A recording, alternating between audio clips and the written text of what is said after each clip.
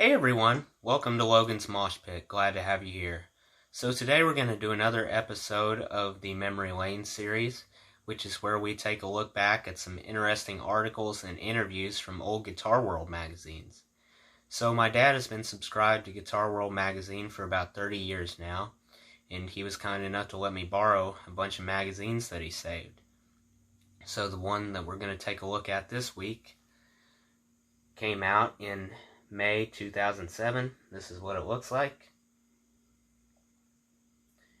And the article we're specifically going to focus on today and examine is about AC/DC's classic 1979 album, Highway to Hell, their last album with Bon Scott before he tragically passed away. So we're going to go behind the scenes and take a look at how that album came together, what the process was like in the studio. We're not going to read the whole article because we don't have time, but I'll read most of it to you. So let's get started. It says, former AC/DC manager Michael Browning believed that the shift to a producer familiar with the mechanizations of American rock radio was vital at that point in AC/DC's career. As much as I think Vanda and Young were totally crucial in the role of creating the sound and developing the music and bringing the best out in Malcolm and Angus and Bon, they weren't switched on to what American radio was sounding like. You had to be in America to really understand what the mentality of the kids was, the listeners and their programs. You can have all the attitude and all the vibe, but you've got to disguise it as something slicker with a more full production. Atlantic Records were 100% right. Atlantic's choice of producer was Eddie Kramer, who was certainly no new kid on the block. The Beatles, the Rolling Stones, the Kinks, David Bowie, and the Small Faces were but a few of the better-known acts on his resume. But it was with Jimi Hendrix that he carved out his own niche, earning credits on albums that included Are You Experienced, Axis Bold as Love, and Electric Ladyland. Kramer's later work with Led Zeppelin and on Humble Pie's live classic Rockin' the Fillmore further strengthened his standing. But where Atlantic was concerned, it was Kramer's work on Kiss recordings like Love Gun, Alive, and Alive 2 that made him the man for AC/DC. Arriving in Sydney, Kramer quickly got to work with the band, recording demos at Albert Studios.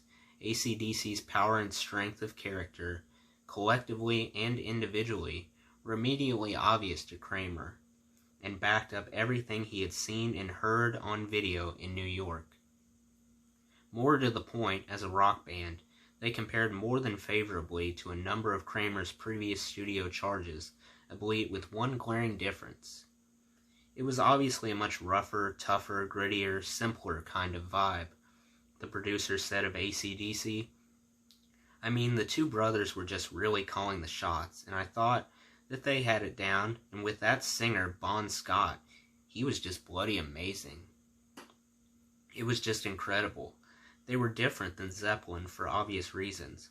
They're a simple, raw, basic, to-the-point rock and roll band. A fundamental rock and roll band that is hard to find.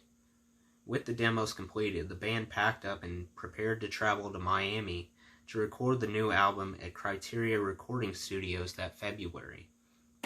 The trip was delayed by a day or two. However, upon assembling at Sydney Airport, the band discovered that Bon, very drunk, thanks to a triple scotch and coke, was the only one among them who had his visa in order. Once in Miami, the band members found themselves living on a tight budget. What's more, Kramer set a rehearsal schedule that began around noon, and sometimes earlier. AC/DC weren't used to clocking in at such hours. It was more customary for them to work from late at night until early morning. But it wasn't the hours or the shoestring living budget that were the problem. Rather, it was Kramer's working methods.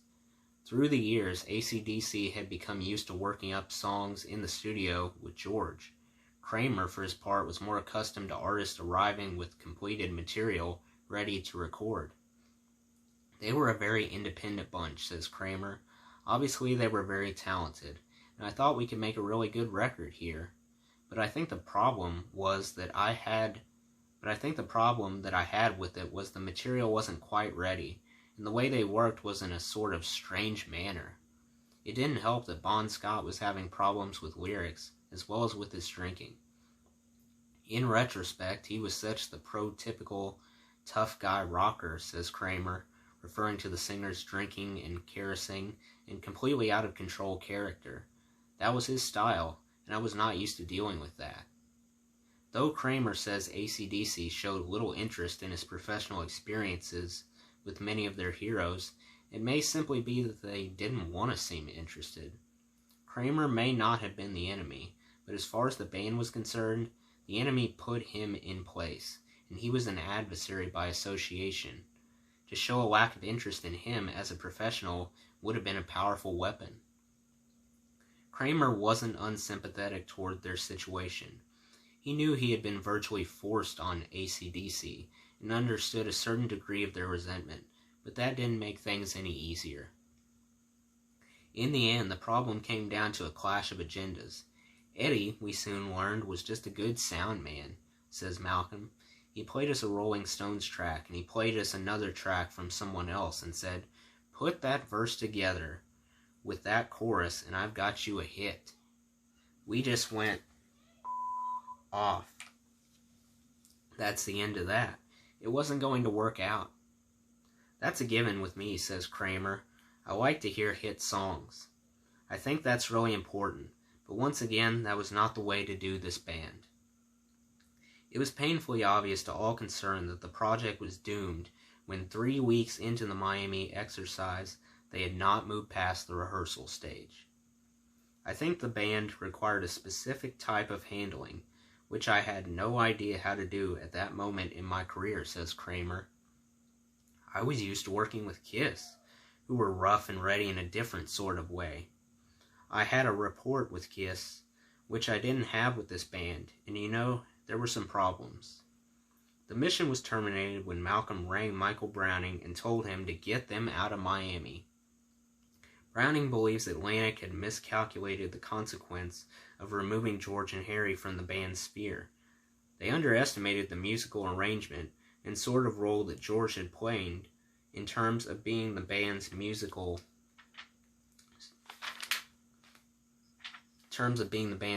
conscience. Kramer was obviously very talented at pulling good sounds, but the other half of it was completely missing. He had them in a rehearsal studio in Miami, and they hated every second of it. According to Browning, the finishing touch was Kramer's suggestion that the group cover the Spencer Davis Group hit "Gimme Some Lovin'" in a bid to reach the mainstream. Kramer has no recollection of the episode. If I did make that suggestion, what a dumb thing to say. During the time in Miami, no songs were completed, but the band came up with a few musical ideas that would later develop into new tracks. Among them were Angus' title, "Love Hungry Man," and the germ of the song, "Highway to Hell." As Angus came up with the song's halting opening riff, Malcolm leapt behind the drums to provide a backbeat. There were hundreds of riffs going down every day, says Malcolm, but this one we thought as we did it. We kept moving on because we're on a bit of a roll, and something else might come along. We just got back to it the next day, and it just stuck out like dog's balls. The collapse of the relationship with Kramer was a double-edged sword. It supported Angus and Malcolm's contention that an outsider could not work successfully with the band, but it also meant that AC/DC would now have to attempt to bond with another producer foreign with them, and the clock was ticking. And distressed, Malcolm called Browning to give him the news. As it happened, the manager was sharing a house in New York with a young producer named Robert John Mutt Lang and his manager, Clive Calder. Recalls Browning, I just turned round to Mutt virtually as I had Malcolm on the phone and said, "Mate, you've got to do this record." That was it. Doug Thaller, at the time AC/DC's agent for North America, had an existing business relationship with Calder and played a role in securing Lang's services from Atlantic's end. Atlantic Records was pretty hot on Mutt Lang, They were trying to do a deal with Clive Calder to have Mutt produce exclusively for them by then. So this kind of fell into place, something that the label could embrace. Lang was supplied with a tape of 6 rough song ideas that AC/DC had recorded, and the deal was done. The Miami fiasco nullified the band's timetable. Having calculated that the album would be completed by early March, AC/DC had been scheduled to play 3 Japan dates, their first in that country, between March 7th and 12th. When the band was unable to secure visas, the shows were canceled. Though the official reason given at the time was that Bon had contracted bronchitis, the cancellation gave AC/DC more time to refocus on the new album. Meanwhile, the band's entire crew had arrived in Tokyo, oblivious to the band's situation. That's pretty funny. Only 3 months into the year, AC/DC had spent substantial sums on studio time, travel, and flying their crew and gear to Japan for a tour that didn't happen. While attempts were made to reschedule the Japanese tour for May, the band's touring plans were placed on hold so that the group could concentrate on the album. From sunny Miami, AC/DC flew to their new base of operations for the album's recording sessions, freezing cold London. It was there that they met with Lang. Although the producer had cut a name for himself through his work with the Boomtown Rats and Graham Parker, his client base in 1979 did not boast the legendary status of Eddie Kramer's. Yet something between Lang and AC/DC sparked immediately, and work on the new album could finally begin. The band spent the next 2 weeks in a bitterly cold rehearsal space, working the new songs into shape. Doug Thaler recalls that the place had a dirt floor, and they were wearing their winter coats. It was the dead of winter, and they had this construction heater that ran on kerosene. That was the only thing that kept the room warm while they were rehearsing in it. By then, between the sessions in Sydney and Miami, AC/DC had written enough material for 4 albums. For the first time, the band had its songs firmly in shape before entering the studio, although Bon was, in typical fashion, still scribbling down lyrics during the sessions in London's Roadhouse studios that March. The album they wanted to make, and which they knew would also satisfy Atlantic Records' goals, began to materialize. Lang's input and influence touched everything, even Bon's vocals. Although the producer felt that AC/DC were so powerful rhythmically and instrumentally that any singing detracted from it. Recalls Browning, I can remember some conversations that went down with Mutt Lang where Bon was kind of describing himself as sounding like a weasel on heat. That was Bon's perception of himself, based on what somebody had written about him somewhere. Lang showed Bon how to breathe properly, which helped him improve his technique for a few more melodic songs like Touch Too Much. Despite its usefulness, Lang's direction was not always welcomed. Bon's voice had served him well for more than a decade, and he didn't enjoy someone who had known him for 5 minutes telling him what to do with it. But what he didn't know, until he found out the hard way, was that Lang had been a trained singer in South Africa before he moved to the UK. A couple times, Bon would come in and say, "Okay, you think you can sing it? You sing it," says Ian Jeffrey, the band's sound man and road manager. And Mutt would just sit there and sing it in his seat because he's a trained singer. Bon would stop in his tracks and say, "Okay, I can do it." Bon was philosophical in his general approach to singing. Yes, what came out could sometimes make him cringe, but that was no reason not to keep at it. We're all capable of making mistakes and blunders, he told Pam Swam of 2JJ in September 1979. It's just a matter of letting yourself go. If I drink a bottle of whiskey, I have no problem letting myself go then. Lang's other vocal ideas included the introduction of harmonies, even if they did sound at times as if they had been recorded during a riot. For those moments, he would arrange a choir from people in the studio, and if additional voices were needed, he himself would step up to the microphone. The problem was that his voice was so distinctive that half the time he would have to move to the other side of the studio so it didn't drown out everyone else. Probably the oldest song on hand during the sessions was Night Prowler. The title was about 2 years old, and 4 unsuccessful versions of it had been recorded on previous occasions. This time it positively bristled. The song's rhythmic stride and pace were perfect, and Angus provided a searing demonstration that he sure knew of a lot about blues guitar playing.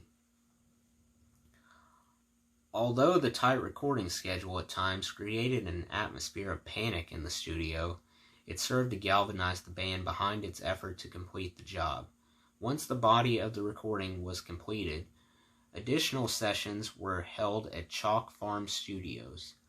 In April, it was off to Basing Street Studios to mix the album. There, Bond cut the vocals for Night Prowler, including the 2 startled-sounding inward breaths at the song's introduction, as well as the odd backing vocal and a couple of guitar grabs. We did the backup vocals for the single Touch Too Much during the mixing time, says mixing engineer Tony Platt. I remember sitting there and going, this is going to be huge. This is going to be a massive single. That song always just stuck out for me. And Highway to Hell, that's just right out of the box. The first time I pushed the faders up on that, I thought, this is a classic song, in the same way that Freeze All Right Now was. Obviously, there are slight comparisons that can be made there, but it just had that rawness. It was so raw you could taste it. Mixing took just over a week, and in late April, Highway to Hell was completed. It was released in July and went on to reach number 17 in the U.S., helped along by AC/DC touring in support of Cheap Trick, Ted Nugent, and UFO. It would become the band's first million seller, but perhaps the significance of Highway to Hell was what Malcolm had learned from Lang, the importance of being prepared before going into the studio, and most important, to trust his own good instincts rather than simply look to his older brother George. So that's the end of the article. I hope you guys learned something new. So that does it for today's video. I hope you guys enjoyed. Make sure to like, comment, and subscribe if you haven't already. I really appreciate the support. I'll see you next time. Until then, rock on.